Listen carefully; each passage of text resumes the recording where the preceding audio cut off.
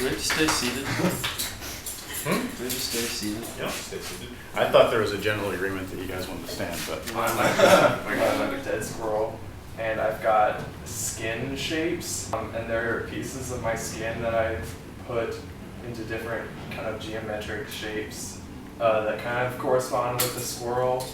I kind of always like this idea of like creating landscapes. Instead of trying to create a story out of, a location that I might find, I wasn't truly kind of into this, which genuinely captured my attention. I thought would be better, and then it appealed to me because of the story that I already have, which is light and how cool. So I feel like you would not have taken these or appreciated these at the beginning of the year. No, you're right. So that's very true. I feel like this is a step forward for you. Like, I'm so glad you did this. Yeah, really different territory. It's good. Yeah. This I is think it's good for your work. This is new pants.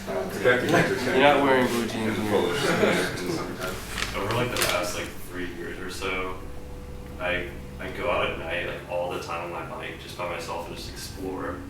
And so I went out several nights and I just kind of documented what I saw and what stuff really kind of fascinated me.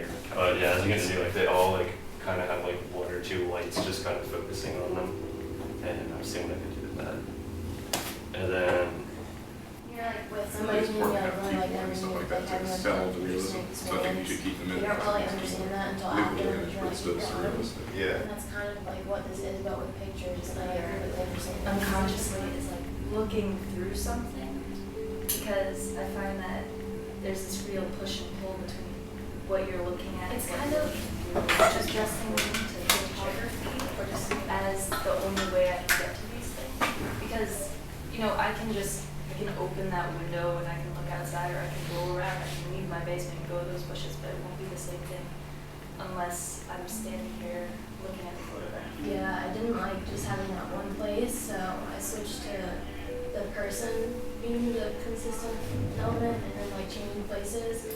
And it was actually really fun to just put this little clay thing that I made on stuff and see what I got out of it. So these are all supposed to be places where it's kind of, I wanted to start with stranded, but there's not really that many places you can get stranded nowadays with phones and everything. So this one's a raft in the ocean. That's the one that kind of goes with the stranded. And then the rest of them are just really him by himself, being really depressed. If you're gonna go with this, then go all out and do speech bubbles or something. Okay. There's something on there that's gonna.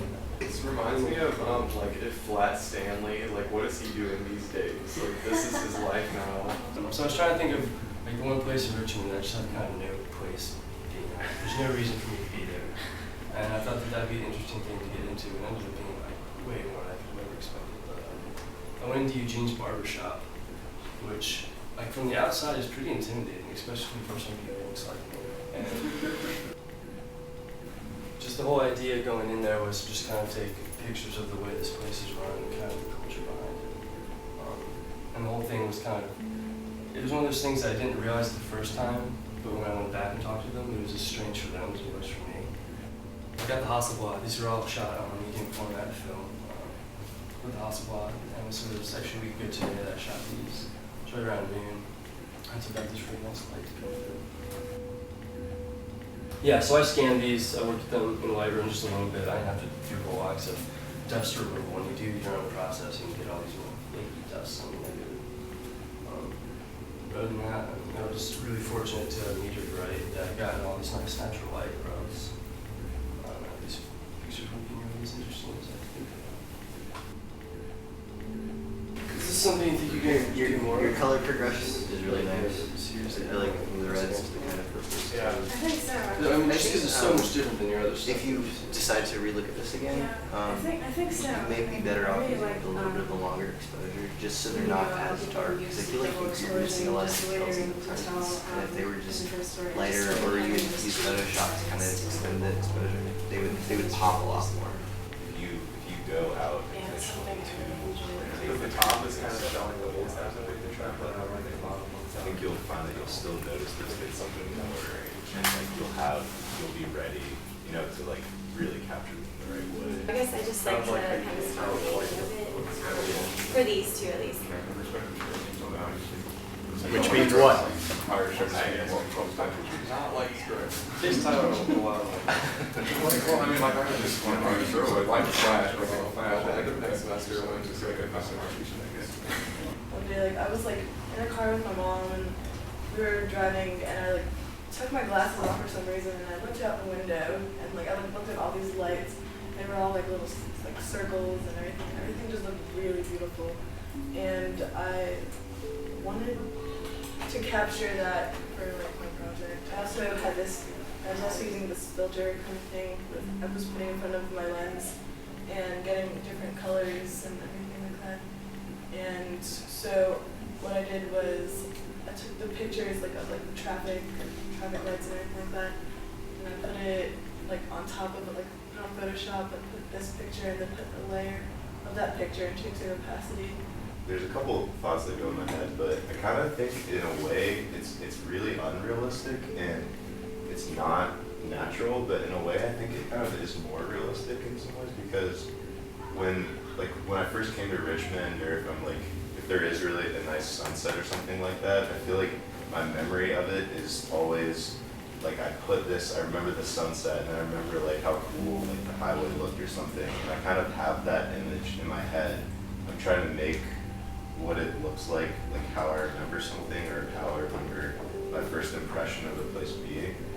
I think that they look really pretty, but that's always the thing that's always kind of held me back from wanting to do them is that people be like, oh, that's fake, like that's not real, but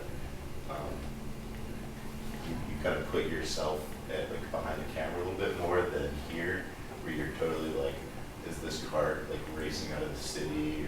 When I originally started, I was kind of looking just at smaller details with photos like this, just like location and stuff. But as I kind of went through more with it, I realized that I was seeing the same things over and over every day. You guys kind of pointed out to me that I was missing a lot of the people that make this place what it is. I think this is kind of more of an accurate representation of the people that I encounter every day, the things that I see every day. And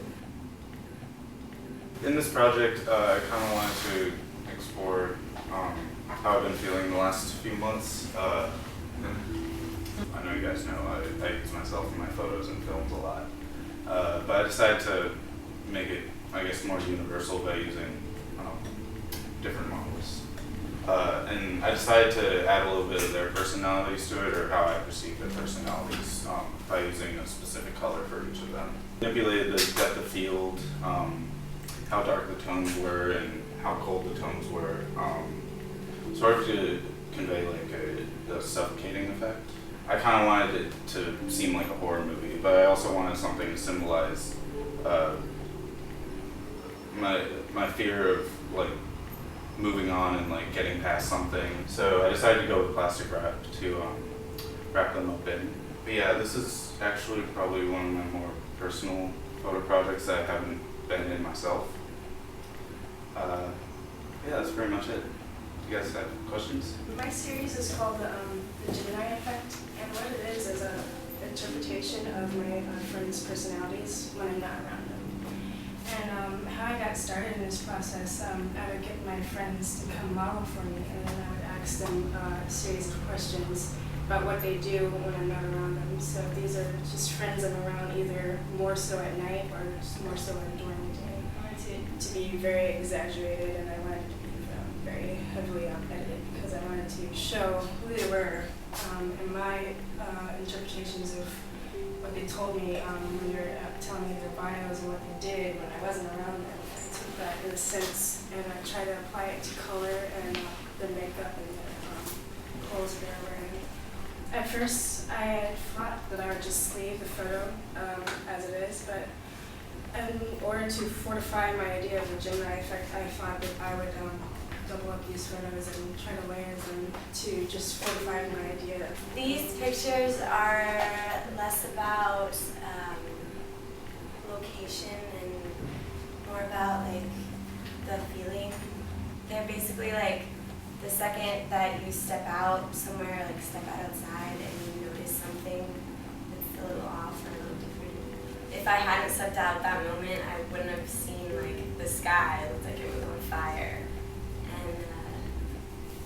I had to get a picture of it. Luckily, my camera was in my trunk. So there are basically these just moments that, I don't know, I think it's important to step back and notice them. When I started this year in photo, I started originally taking pictures of graffiti, and I found myself more falling in love with the places where I found the graffiti, and that kind of led me on to abandoned buildings.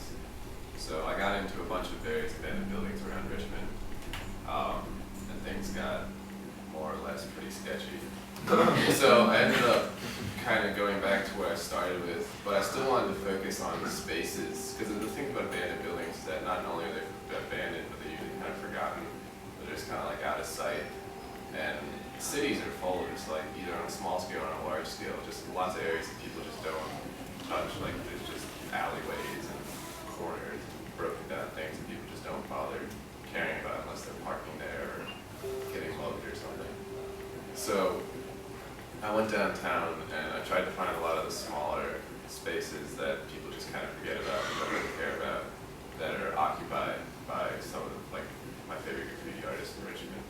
So I started, this is actually, the only one that's not related to graffiti directly is this one. And this is like in an alley outside of a church. And that's a stained glass, you can't really see it, but there's a stained glass